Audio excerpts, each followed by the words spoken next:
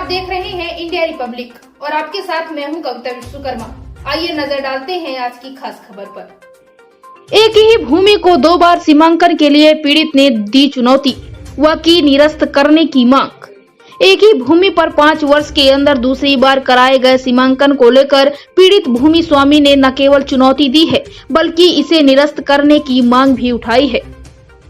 इस मामले को लेकर पीड़ित शहीद अंसारी पुत्र हाजी अब्दुल अजीज निवासी ग्राम करहिया नंबर 1 ने पत्रकार वार्ता आयोजित कर सीमांकन के मुद्दे को लेकर अपना पक्ष रखा, जिसमें श्री अंसारी ने पत्रकारों को लगभग 20 पृष्ठ का आवेदन पत्र भी सौंपा है, जिसमें उनका कहना है कि वे अपने हक की जमीन को लेकर पिछले 2011 से लड़ाई लड़ते आ रहे हैं।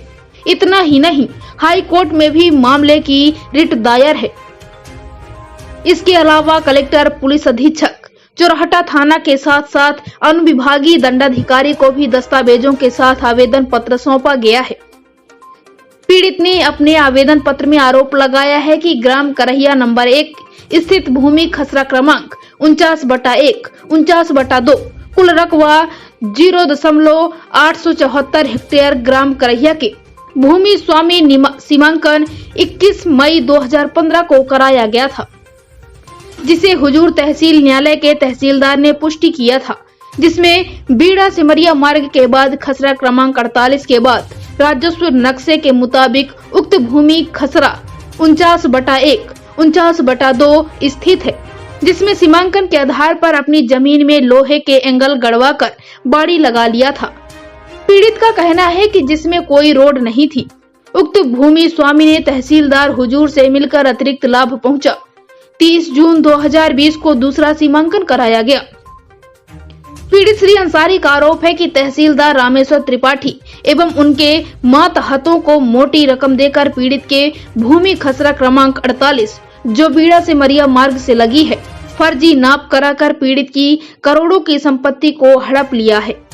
उनका यह भी कहना है कि पहले से सीमांकित हो चुकी भूमि पर 5 साल बाद दूसरा सीमांकन विधि विरुद्ध है। उन्होंने पत्रकारों के भी यह भी कहा कि सन 2020 में बकायदा दल गठित कर पुलिस की मौजूदगी में दिन भर नाप कराई गई थी।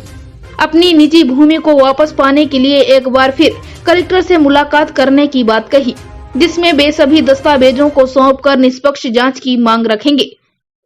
वहीं उनका यह भी कहना है कि यदि जांच में वे विधि विरुद्ध पाए जाते हैं तो उन पर कार्यवाही की जा सकती है। इंडिया रिपब्लिक न्यूज के लिए शैलेंद्र तिवारी की खास रिपोर्ट। बाउंड्री वाल बनाई जा रही थी, आपने विरोध किया था? खूब विरोध किया। कलेक्टर महोदय से मिलने गए, 3 आवेदन दिया है। एसपी महोदय से मिलने गए, संबंधित थाना चोरहटा में आवेदन दिया, उसकी कापियां हैं मेरे पास, सारे दस्तावेज हैं, और सब देने के बावजूद आज तक कोई कार्रवाई नहीं है। वो जैसा चाहते हैं वो निर्माण करते रहते हैं।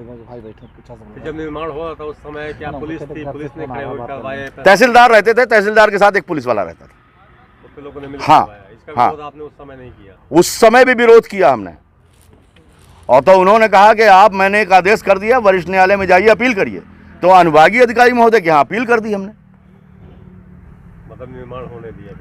भाई क्या करते, लड़ नहीं सकते उनसे हम, उनके 50 आदमी एक जगह रहते हैं, कैसे करेंगे बताइए? तो न्यायालय के अलावा मेरे पास रास्ता क्या है? तो इसकी अपील तहसीलदार की अपील होती है, अनुभागीय अधिकारी की वहाँ अपील कर रखी है। एक सिविल में भी मुकदमा कर रखा है हमने कि हमारी इतनी ज़मीन जो गई है वो वापस दिलाई जाए। वो इस बात के लिए सिविल में सीमांकन का मैटर हो नहीं सकता। अभी तक कोई इसमें निर्णय नहीं आया?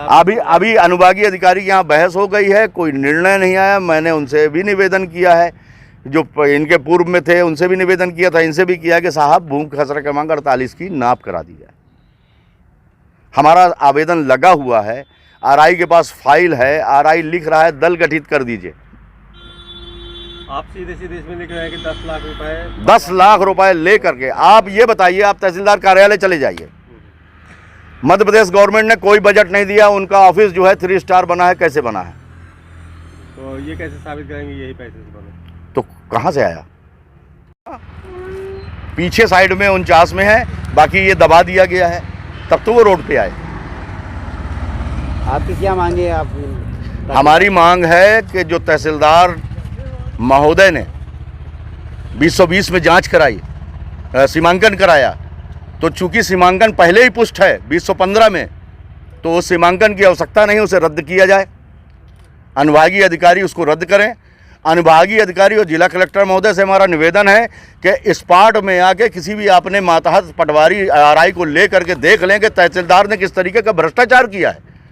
और अगर तहसीलदार ने भ्रष्टाचार नहीं किया है तो मैं शिकायत करता हूं, मेरे ऊपर कार्रवाई करें। ये मामला कब का है?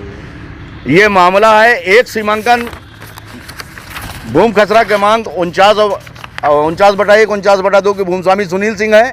उन्होंने 21/5/2015 को सीमांकन पुष्ट कराया था। उसमें नजरी नक्शा, पंचनामा सब है। इस कागजात मैं आपको दे रहा हूं। इस सीमांकन कराने के 5 साल बाद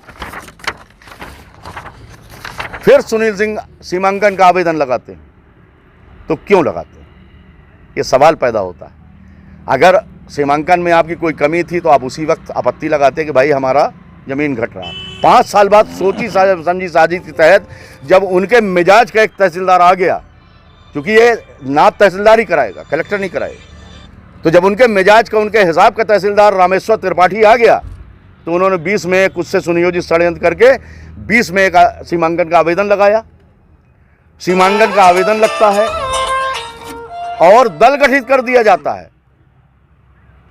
अमूमन ये होता है कि जब सीमांकन करने आरआई जाते हैं, पटवारी जाते हैं और वहाँ विवाद स्थित हो जाए, झगड़े की नौबत आ जाए, तब तहसीलदार दल गठित करता है, पुलिस की मदद लेता है। यहाँ ऐसा कुछ नहीं। सीमांकन का आवेदन लेते हैं, दल गठित करते हैं, पुलिस को बुलाते हैं और आते हैं तो सुबह से शाम तक खड़े होकर के नाप करा के, मैं कहता रह गया कि साहब ये नाप गलत है, और उन्होंने दरवाजा लगा के तहसीलदार साहब 1 हफ्ते ड्यूटी दिए हैं। और उस सीमांकन को उन्होंने पुष्ट किया है 30/6/2020 को।